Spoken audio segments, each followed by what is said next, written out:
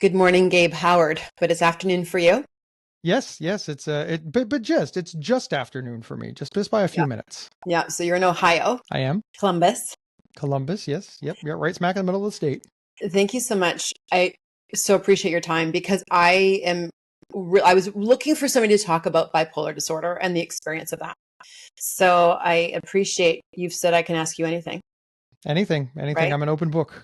My goal right now is to enlighten those of us that don't have bipolar, or maybe for people that have loved ones with bipolar about it.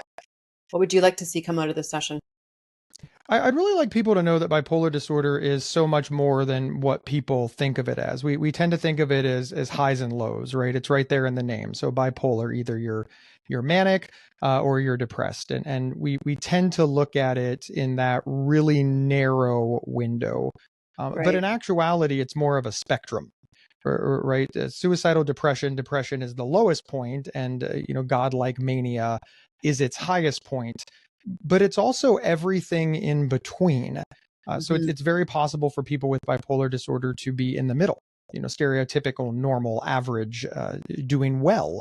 And then, of course, they can become symptomatic and become depressed or become hypomanic or become manic. There's also a whole series of symptoms that can go along with it, like grandiosity and racing thoughts and hypersexuality. And all of these things sort of, coalesce and coexist with bipolar disorder, which make up a bipolar diagnosis. But in most people's brains, either you're manic, you're talking a mile a minute, and you're the life of the party, quote unquote, but making really bad decisions, or you're depressed. And they think that those are the only two things. And in some rare cases, not only do they believe that those are the only two things, but that they're somehow split equally.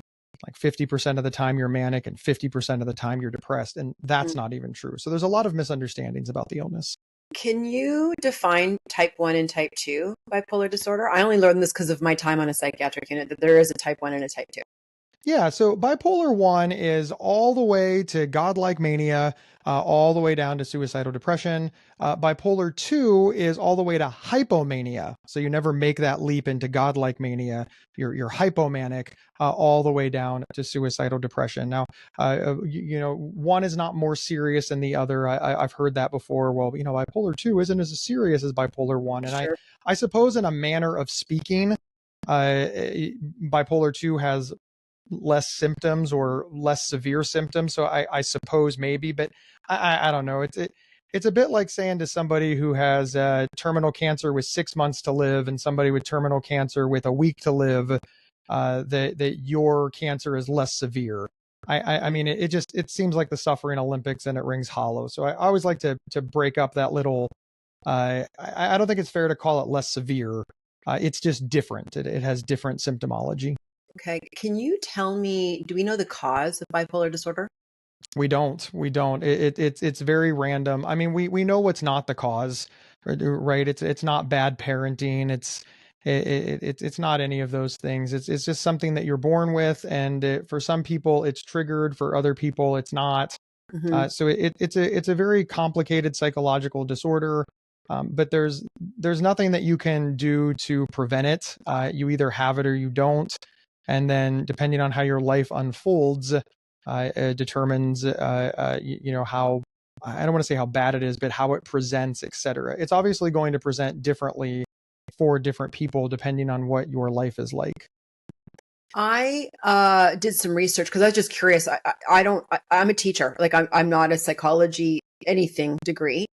So I was doing some research and I had read that there's a high correlation of trauma with bipolar and schizophrenia. Do you know anything about that? So the trauma has become really this buzzword, and it's really Hmm. popular right now. And it's difficult to say. I think that people who have bipolar disorder experience a lot of trauma. I think that's true, but the data is really mixed on trauma causing bipolar disorder. Okay. There's it's sort of like saying, there's this stat out there that people with schizophrenia die 25 years younger than the rest of the population. Now, the stat is not untrue, but it's a little bit incomplete.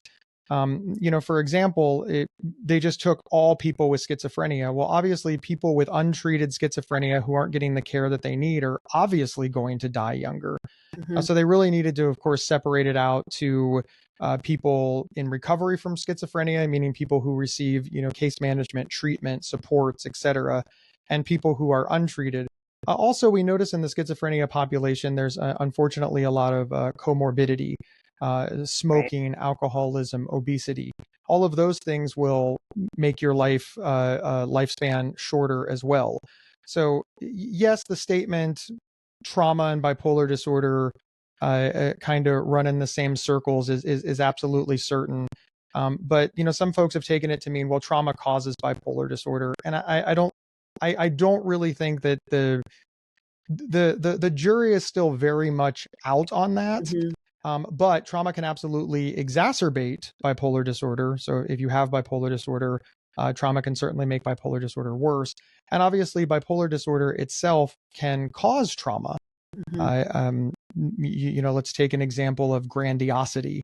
If you believe that you are the greatest thing to ever live and you mortgage your house or borrow against all of your credit cards to start that, once in a lifetime business that is going to be bigger than Amazon, but what you're actually selling are painted rocks. It's really easy to get taken advantage of. It's really easy to lose all of your money. Of course, if you lose all your money and you're forced into bankruptcy and you lose your house, all of these things can certainly cause a lot of trauma. People with Right. bipolar disorder don't always make the best decisions, and making bad decisions can certainly put you in a front and center spot to experience some bad times. Yeah, I want to explore more of that after of what bipolar can do to people because I have a step cousin I'll talk about in a sec, but I actually want to hear about you. Like, I haven't heard your story. So I know you are obviously the bipolar expert.